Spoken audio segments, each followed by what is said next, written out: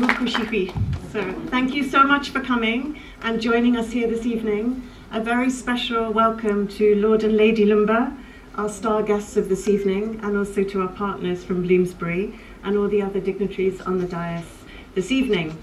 So this is a really wonderful occasion. I can see many friends, some old, no, I don't mean to make any criticism there, some new, some young, and some interesting characters who I believe haven't been here for many, many years. So I really hope that this begins a lifetime of reconnection here with the British Council. As you know, the British Council is the UK's organisation for cultural relations. We build strong connections between the UK and 100 countries around the world, and obviously my job is to build those connections here in India. We do that through English, through education, and through the arts. But we also do it through strengthening connections between people. And tonight we're here to really celebrate some people who bring some of the strongest connections between India and the UK, and to celebrate their achievements together.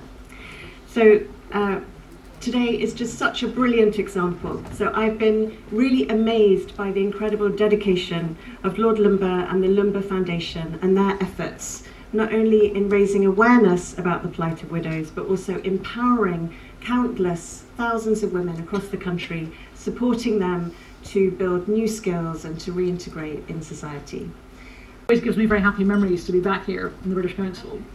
But also in the 6 months that I've been in India, I have realised that I have come very fortuitously to a nation of book lovers. And I have realised how many people write such fantastic stories, and it is really helping me to navigate my way around India to understand all these stories. And what a privilege it is, therefore, to be today at the launch of the book that describes yet another of those amazing personal journeys. I had the great privilege of meeting Lord and Lady Loomba last week for the first time, and hearing them tell the story of Lord Loomba's journey from being born in Punjab in 1943 to becoming a member of the British House of Lords. He is one of the people who is the living representation of the fantastic living bridge that connects the UK and India. Somebody whose story spans that extraordinary journey, but also in his life has created both extraordinarily successful business and indeed then devoted his time to an extraordinarily challenging cause. So I was delighted to meet them both. I had a fantastic time listening to them and their stories and having a cup of tea. So thank you so much for your time. It was a great privilege to be able to spend time with you. And I'm also looking forward very much indeed to reading this beautiful book with the fantastic illustration on the back, for which massive credit. Pleasure to present my life story to you here today. First, let me say a heartfelt thanks to Miss Alison Barrett, the British Council's India Director, for hosting us here this evening. To Her Excellency Lindy Cameron, the British High Commissioner to India, for launching my autobiography.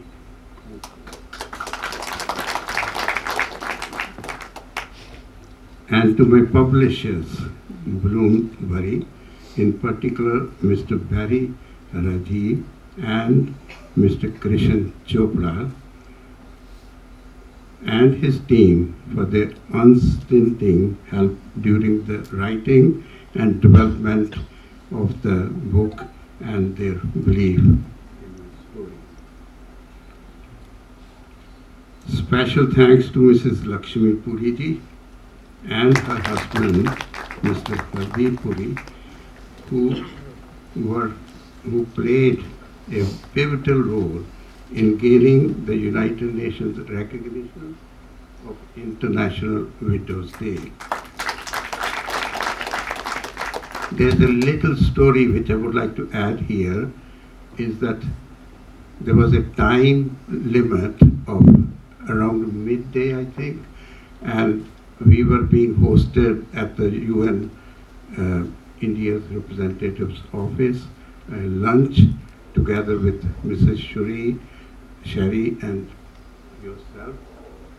And the time limit was that by midday, 27 representatives to the United Nations.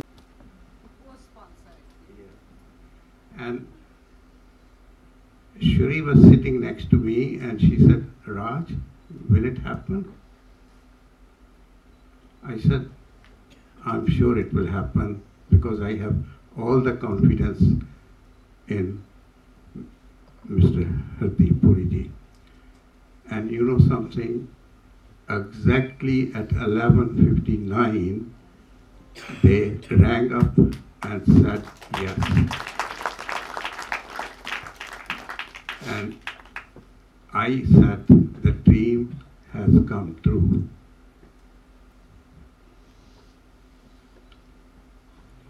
It was a momentous time, and I can't say enough thanks to both.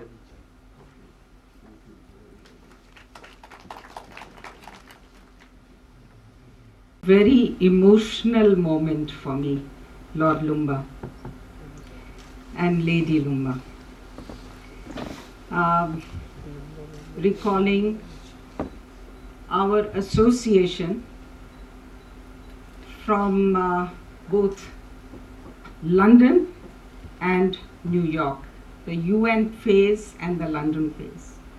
So thank you for giving me this opportunity to be here, and I would like to also recognize all the others on the dais, High Commissioner Cameron, Alison Barrett, the Director of the British Council, and by the way, I consider British Council the fount of my love of English literature from the days that I used to make the British Council Library at IFAX Hall, building my adda, you know, my center of study and stimulation.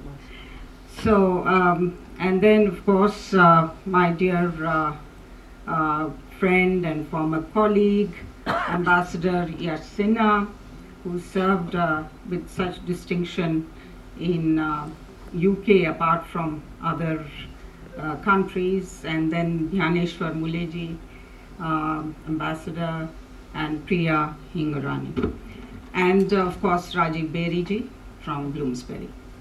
Delighted and honored to be here, such a distinguished panel at the launch of Lord Loomba's autobiography. I recall I met him for the first time when I was in London, when I got posted to London, and there was an immediate connection that I felt. And the last that I met Lord Loomba and Lady Loomba was again a function that they'd organized as a farewell in the House of Lords, but my wife and I were departing the UK. But I think in between we had interactions on numerous occasions, and what really struck me was his dedication to a cause, and such a worthwhile cause. His mother was 37 years old in 1954 when she was widowed, left behind 7 children, and in the memory of his mother, I think in 2005 he established the International Women's Day, and then the UN, of course, recognized it in 2010 as the International Women's Day, the 23rd of June. And I recall on the 23rd of June, he would have a function with so many dignitaries. I remember one function where I was sitting next to Mrs. Cherry Blair on one side and Mrs. Paul Kagame on the other side, and it was fascinating engaging them in conversation. But what really impressed me was the dedication that Loomba Foundation has in looking after the welfare of widows globally and their children. In fact, if I recall correctly, there are about 10,000 odd widows in India who have benefited from the largesse of the Loomba Foundation. And in my own state of Bihar, he has done tremendous work. I'm aware of the scholarships that he has extended to children of widows. But such a creditable job, not just in UK or India, but globally, not just necessarily in what is called the Global South, but all over. I think the Loomba Foundation and Lord Loomba in particular deserves a great deal of credit for the fantastic work that they have done. And on this occasion, the launch of his autobiography, I'd like to wish him all the very best and the Loomba Foundation to continue their good work. Thank you. Creating the Loomba Foundation, which has achieved huge amount of success. So one was essentially the story of how, against all the hardships, as a youngster, he built a huge business. And the book tells you about the fact that he went for his education to US, which was difficult. He had a lot of difficulties out there too. And then he came to UK and he built up his business from absolutely nothing.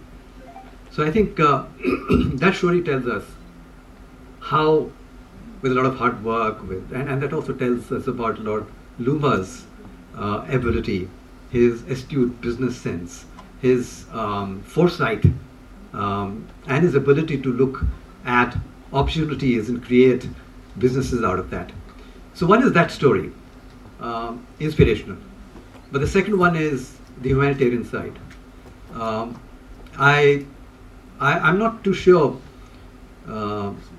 how it was able to create such an incredible successful foundation, because it started from a germ, but he managed to build it to such a sizable opportunity where thousands and thousands of widows and their children have benefited from the help that the foundation has given. And it's not just in India where there's been huge amount of effort and success achieved, but it's also other parts of the world, especially the underdeveloped world. So I think these two are what really makes the book. One, the business person, and second, the humanitarian. And I think overall what struck me most when I read the book was that we all get too engrossed in our lives, in our businesses, in our work, and we somehow don't manage to pay enough attention to what we can do for others. And I'm sure there are a lot of us who can do something, and I think it's, to an extent, the book is an awakening call to a lot of us as to let's step forward away from what we are into currently, adopt a worthy cause.